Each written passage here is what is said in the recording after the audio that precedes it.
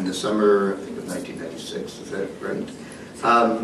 He was a bright-eyed, bushy-tailed, second-year law student at Stanford. We never let him leave. We had a winner, and we have a winner.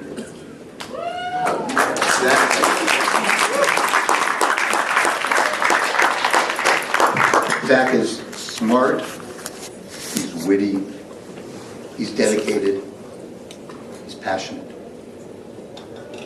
18 years later, he is still all of that and more. He's tremendously creative and innovative. He's zealous in defense of his clients, yet always sensitive to their needs, their desires, and the needs and desires of their families. He actually, and this, I give him a little shit on this, but he spends about 2.5 hours on a consult. And I'm like, Zach, come on, you know.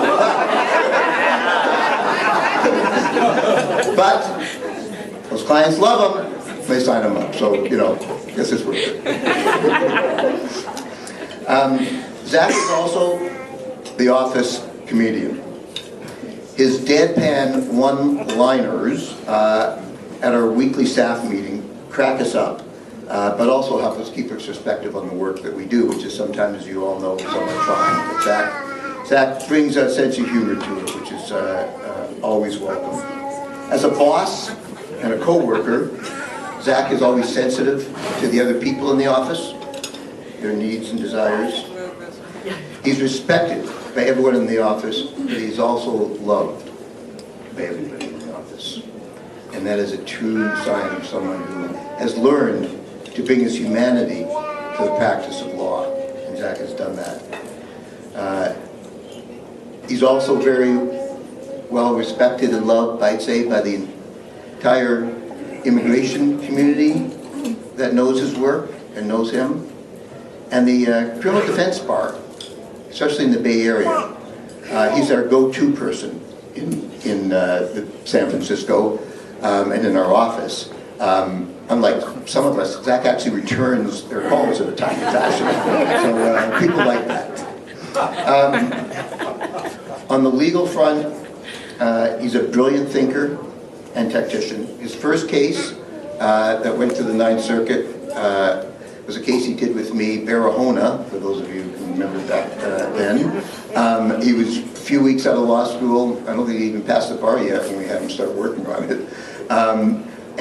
Zach worked long hours on that case, the wee hours of the morning, helping us win in district court and in the Ninth Circuit, in a case challenging the interference by the head of the Board of Immigration Appeals and the Office of Chief Immigration Judge in the decision-making of immigration judges when I was being implemented, and there was legal issues as to whether suspension was still available to people, etc. And helped win a class action on that case, a very significant case. He continued on that path in 2003 as I'd say a very young lawyer for that award. Won AILA's Jack Wasserman Award for outstanding litigation. He has litigated and won a variety of issues. I'm going to mention a few of them. Several of them are in the program here, so read that. But he thought of Vartelis before the Supreme Court thought of Vartelis. Zach litigated and won Kamens at the Ninth Circuit, which the Supreme Court just copied in Vartelis and really set the path for that decision. In the Abebe litigation, Zach led, I would say, throughout the country with AILA and the project's amicus efforts throughout the circuit courts, filing amicus briefs in almost every single circuit throughout the country until that case was ultimately overturned by his and other people's efforts. Lee versus Ashcroft, a very important case at the Ninth Circuit, is Zach's case, and there's many more. I'm not going to go through them all. I will just mention a couple other ones. Zach represented the Kim in Demore versus Kim.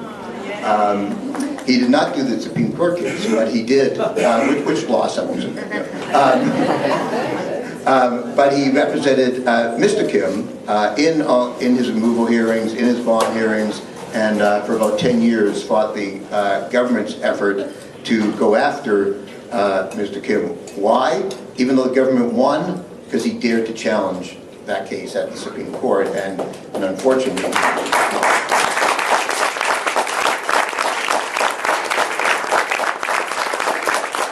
Zach also knows the importance of getting community involvement in cases when that's needed and utilizing the press. It's a very important aspect in litigating cases. We can be all the brilliant lawyers we want, but in political cases, if you don't have the community behind you, and if you don't have the press, you could be, if you're doing this all alone in court by yourself, you have a good chance of losing. So Zach understands and utilizes community involvement and press in the cases that need that, because without that, you're going to sit alone and no one's going to know you're going to lose those cases. If you've got a spotlight on cases that are politically sensitive, that's how you help to win those cases. The key case I want to talk about is the case of Eddie Zhang. That was a very important Ninth Circuit case that Zach won on the issue of 212C.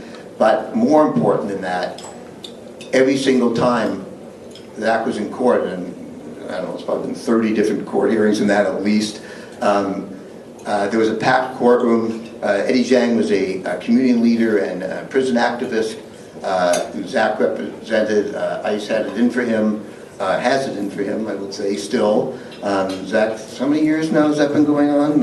Well over a decade. 10 probably. Yeah. Zach has kept him here. He's ultimately going to win that case. We know that for sure. I could go on and on, but there's other people waiting in the wings who want to also say a few words about Zach. So Zach, I'll just say you are terrific, and like everybody else in our office, I love you, man.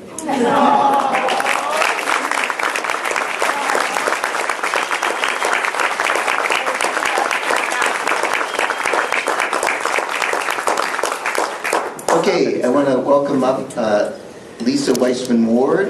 Lisa was a